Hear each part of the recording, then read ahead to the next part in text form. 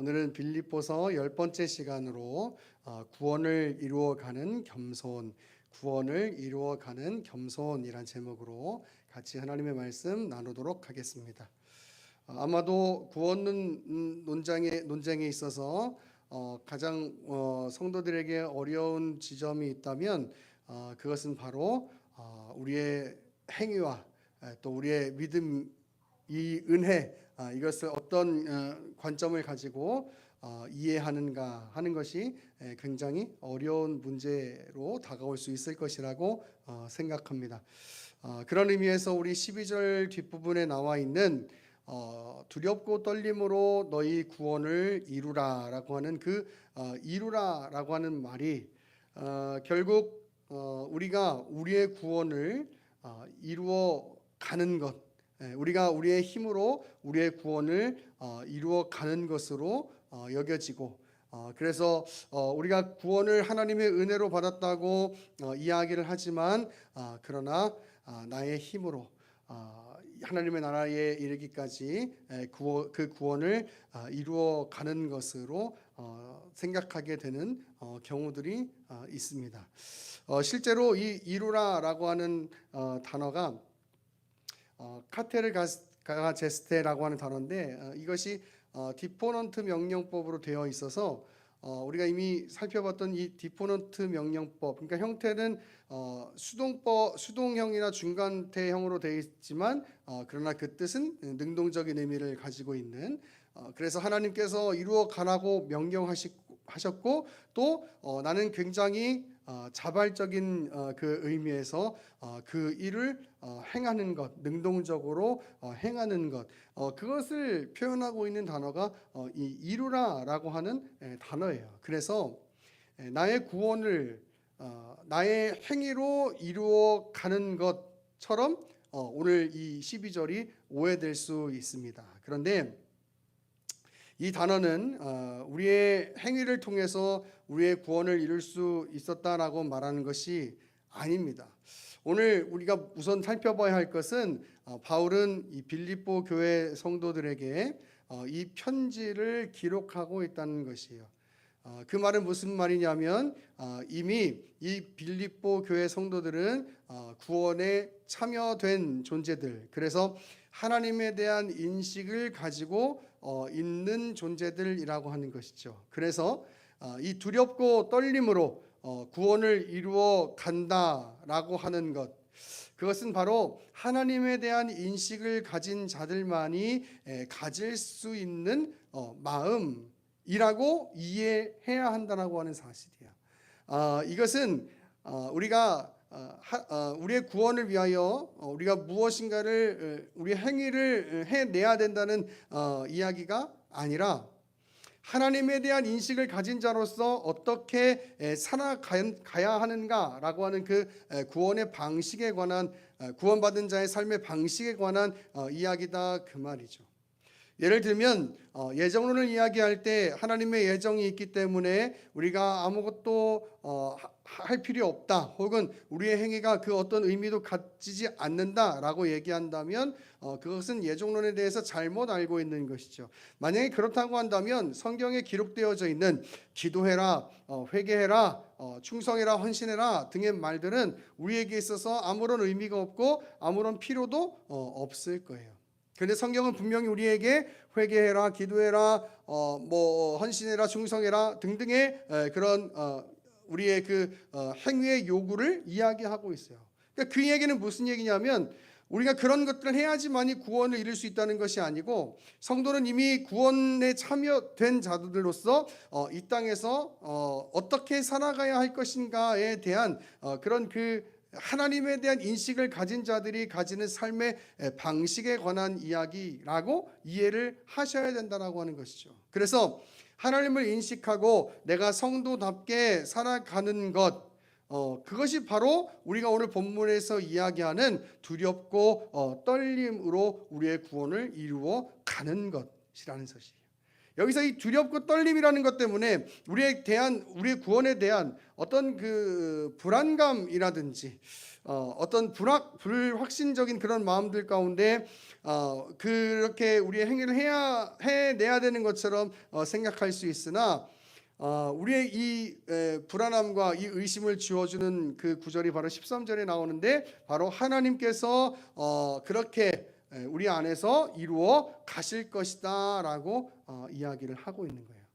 그 하나님의 이루어가는 그 구원, 그것을 우리가 두렵고 떨림으로 이루어야 하는데, 그것을 어떻게 두렵고 떨림으로 이루어가는가 하면 바로 항상 복종하여라고 기록하고 있어요. 12절에 항상 복종하여. 바울은 자기가 있을 때뿐 아니라 자기 없을 때에도 항상 복종하는 마음을 가지고 그리고 구원을 이루어 가라라고 이야기하는 거예요.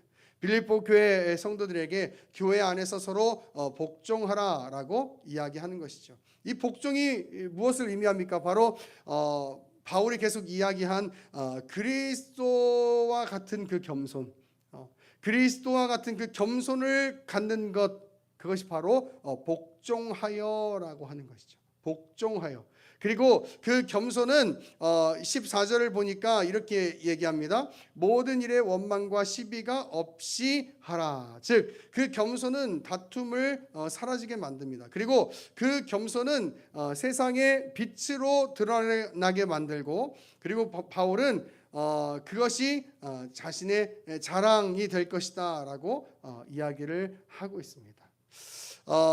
한마디로 말하면 바울은 우리가 2장 초반부터 이야기했던 것처럼 바로 교회 이 공동체가 하나님 앞에서 어떻게 살아가야 될지를 이야기하고, 그 그리스도의 겸손에 관해서 이야기하고, 결국은 너희가 그것을 가지고 살아가라 라고 이야기하는 것이죠. 그러면서 만약 너희가 그렇게 살아갈 수 있다면 그것이 나의 자랑이고 나의 기쁨이 될 수 있을 것 같아 라고 이야기하는 거예요. 17절에 보니까 이렇게 이야기합니다. 만일 너희 믿음의 재물과 섬김 위에 내가 나를 전제로 드릴지라도 나는 기뻐하고 라고 이야기하고 있어요. 바울이 지금 빌립보 교회 성도들이 하나님 앞에서 살아가는 것, 그 복종, 그 겸손을, 그리스도의 겸손을 가지고 살아가는 것을 통해서 그가 그것을 얼마나 간절히 소망하고 있고, 그가 그것을 얼마나 그의 기쁨으로 여기고 있는가. 오늘 바울이 이렇게 얘기하는 거예요. 내가 너희의 그 믿음의 그 재물 위에, 섬김 위에 전제로 드려진다 할지라도 나는 기뻐하겠다라고 이야기해요. 여러분, 여기 전제라는 게 무엇이냐면 이런 거예요. 이제 재물을 다 드리고 그 위에 이제 포도주를 탁 붓는 그 의식. 쉽게 말하면 이런 거예요. 바울이 내가 죽는 한이 있다 할지라도 그래도 나는 기뻐할 거야. 너희의 그 믿음의 모습이 있다면, 너희의 그 겸손, 그리스도의 겸손을 가진 모습이 있다면 나는 기뻐할 수 있어. 설사 내가 죽음의 순간 가운데 이른다 할지라도 그래도 나는 기뻐할 수 있어 라고 이야기하고 있는 거예요. 바울이 지금 여러분 얼마나 이 빌립보 교회 성도들에게 그 그리스도의 겸손을 가지고 세상의 빛된 자들로서 살아가기를 얼마나 간절히 소망하고 있는가 하는 것을 오늘 이 17절을 통해서 알 수가 있는 것이죠. 내가 전제로 드려진다 할지라도 그래도 나는 기뻐할 수 있다. 바울은 우리가 빌립보서 1장부터 이렇게 살펴보고 있지만 그는 정말 복음의 사람이었어요. 그래서 다른 그 어떤 욕심도 없이 그냥 오직 이 빌립보 교회 성도들이 하나님의 그 복음 안에서 그 복음에 합당하게 살아가고 그 그리스도의 겸손을 가지고 살아가는 그 모습을 가진 교회 공동체가 된다면 나는 그것으로 충분해라고, 그것이 나의 참 기쁨이고 그것이 나의 자랑이 될 거야 라고 이야기할 만큼 그렇게 바울이 빌립보 교회 성도들이 하나님 앞에 바로 서기를 원하는 그런 마음이 간절했다라고 하는 것이죠. 18절에 이렇게 이야기해요. 이와 같이 너희도 기뻐하고 나와 함께 기뻐해라. 여러분, 이 구절 안에는 참 많은 의미가 담겨 있는데 결국 그리스도의 겸손을 갖는다라고 이야기하는 건 자기를 비우는 일이죠. 그리고 종의 형체를 갖는 일이고 또 죽기까지 십자가에 죽는 복종하는 순종하는 그런 겸손인 것이죠. 여러분 그것은 이 세상에서의 고난을 의미할 수밖에 없어요. 복음에 합당하게 살아간다. 여러분 우리가 지금 무슨 어떤 선교지에 가서 순교를 당하고 무슨 그런 위기 가운데서 선교를 감당하고 여러분 그것은 아니지만 그러나 그리스도의 겸손을 가지고 복음에 합당하게 살아간다라고 하는 것은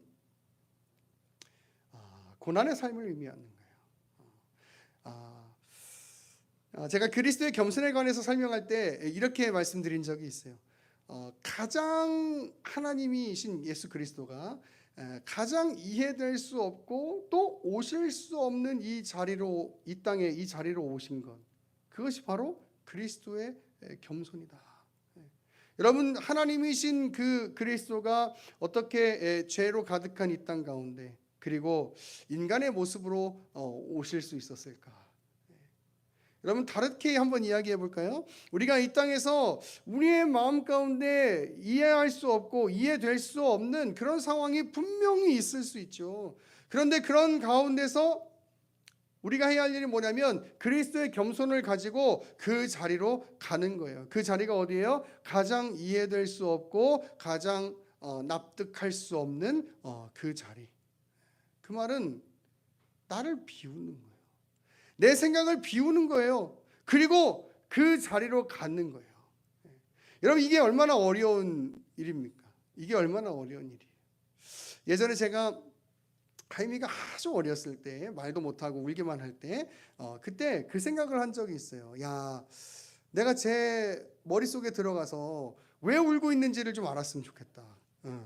진짜 응가를 해서 울고 또 혹은 무슨 졸려서 울고 아니면 배고파서 울고 그래도 배고픈 거나 응가는 조금 알아내기가 쉬운데 그렇지 않고 울고 있을 때 도대체 얘는 왜 울고 있을까?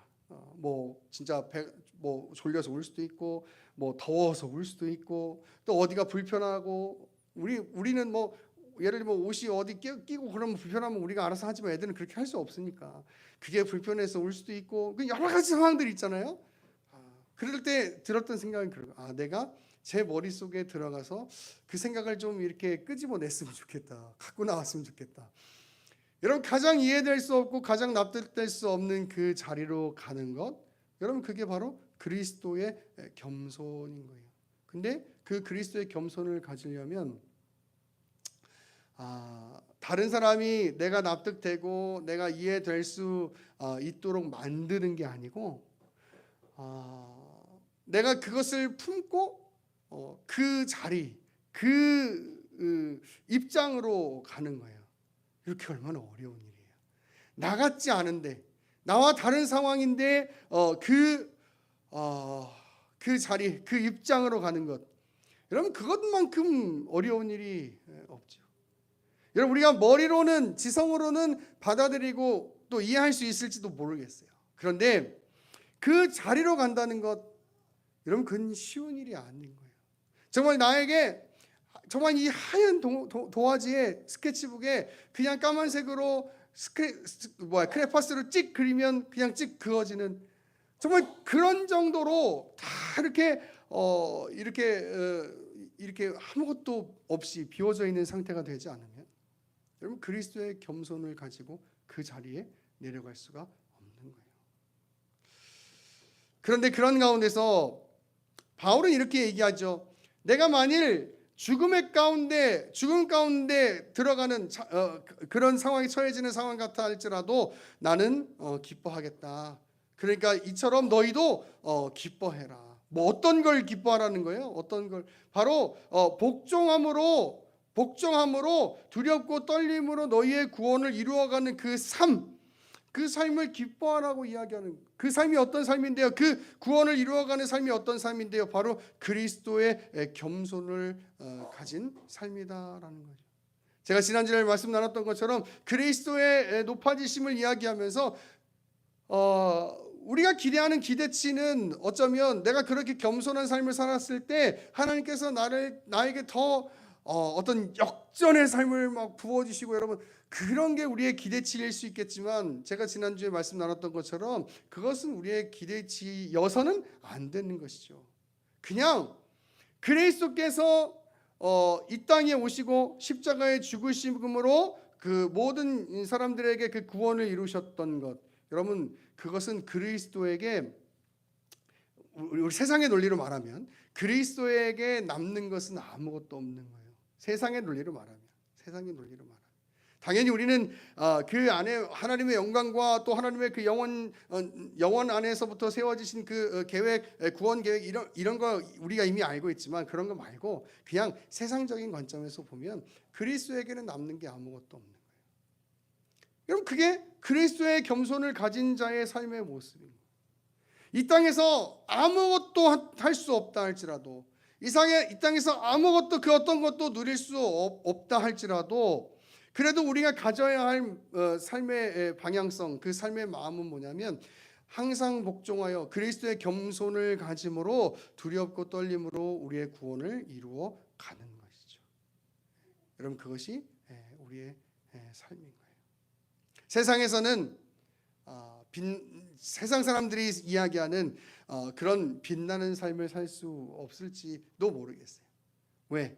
그냥 그리스도의 겸손이라는 게 그런 거잖아요. 제일 쉬운 건 뭐냐면 이런 거예요. 그냥 어떤 내가 뭐 이렇게 내가 해라고 했을 때 어떤 그 권위를 가지고, 능력을 가지고, 힘을 가지고, 권세를 가지고 그렇게 주장하는 것, 여러분 그것만큼 쉬운 일이 없어요. 예수님도 십자가 위에서 조롱하고 있는 그 사람들을 향해서 이놈들 봐라 그러고서 십자가에서 내려와가지고, 자 나 내려왔지, 지금 내 팔에 있는 못자국 지금 없어졌지, 자 봐, 믿을 거야 안 믿을 거야. 여러분 이것만큼 쉬운 일이 없어요. 그렇잖아요. 그것만큼 그게 세상의 논리고 그것만큼 쉬운 일이 없어요. 그런데 예수님이 어떻게 하시냐면, 사람들이 야 내려와 봐라, 너가 내려오면은 내가 십자가에서 내려오면 내가 믿겠다라고 얘기하는데도 거기에 매달려 계시는 거예요. 충분히 할 수 있는 능력이 있는데, 충분히 사람들을 설득할 수 있는 능력이 있음에도 불구하고 그 십자가 위에서 그냥 달려 계시는 거예요. 사람들이 이야기하는데도, 사람들이 조롱하는데도, 사람들이 멸시하는데도, 그런데도 그 자리에 매달려 있는 거예요. 여러분 그게 그리스도의 겸손이라는 거예요. 여러분 그거 어렵죠. 어려운 일이에요. 뭐 설교하는 사람은 뭐 그게 쉬워서 설교합니까? 아니에요. 어렵죠. 정말 쉬운 게 그거잖아요. 내 능력으로, 내 힘으로 다른 사람들을 딱 억압해 놓고, 자 해봐, 자 봐봐, 그게 제일 쉬운 거 아니에요. 십자가 위에서, 저 같으면 십자가 위에서 저놈들이 나를 모르고 있네, 아우 답답해라. 그리고 내려와가지고 손 발에 있는 그 못자국 쫙 없애주시면, 봐 너 이거 지금 못자국 있어 없어? 없지? 나 메시아 아니야, 맞지? 믿어 이놈들아. 이러면 이게 제일 쉬운 거 아니에요. 이게 제일 쉬운 거 아니에요. 예수님 그렇게 하지 않으셨다. 그냥 십자가에 달려 돌아가셨다. 누굴 위해서? 모든 택자들을 위해서. 여러분 그게 예수님의 겸손이라는 거예요. 그걸 오늘 본문 이렇게 표현하고 있어요. 그러므로 사랑하는 자들아, 너희가 나 있을 때뿐 아니라 더욱 지금 나 없을 때에도 항상 복종하여 두렵고 떨림으로 너희의 구원을 이루라. 여러분 우리가 하나님의 나라를 향해서 걸어가는 그 발걸음에 있어서 가장 중요한 것이 무엇일까? 우리의 삶에 있어서 가장 중요한 것이 무엇일까? 여러분 그것은 바로 복종의 마음을 가지고 우리의 구원을 이루어 가는 거예요. 그리스도의 겸손을 가지고 우리의 구원을 이루어 가는 거예요. 여러분 그것만큼 중요한 일이 없어요. 여러분 세상의 논리로 힘을 자랑하는 것, 여러분 전 그건 기독교의 정신이 아니라고 생각해요. 만약 그런 것이었으면 예수님께서 십자가에서 내려오셨어야죠. 십자가에서 조롱하는 그들을 향해서 하다못해 십자가에서 내려오실 수 없었으면 그냥 바람을 불어가지고 훅 불어가지고 저리로 날려버리고, 야, 나 능력 없어, 있어, 없지? 여러분, 이게 제일 증명하기 쉬운 건 아니에요. 성경의 이야기는 그렇게 얘기하잖아요. 가장 증명하기 어려운 길, 그 길을 가는 거예요. 사람들이 우리가 이제 한 3주 정도 있으면 이제 종려주일 보내겠지만, 사람들이 막 종려나무 가지를 흔들면서, 야, 드디어 우리의 왕이 오신다, 호산나 다윗의 자손이여, 주의 이름으로 오시는 분, 와, 환영하고 있어요. 그걸 힘으로 삼아야 되는데 그렇게 하지 않아요. 십자가를 향해서 걸어가는 거예요. 여러분, 그게 기독교의 삶, 기독교의 정신이에요. 그게 오늘 본문의 표현을 하면 복종이에요. 조금 문맥적인 의미에서 해석해서 말하면 그것이 바로 그리스도의 겸손을 가지고 살아가는 삶의 모습인 거예요. 오늘 우리의 마음속에 정말 그리스도의 겸손을 가진 사람, 정말 쉽진 않지만, 그것이 고난의 걸음이긴 하지만, 그러나 그 걸음을 걸어가기를 힘쓰고 애쓰는 그런 결단이 있는 오늘의 말씀을 될 수 있기를 간절히 축원합니다. 아멘.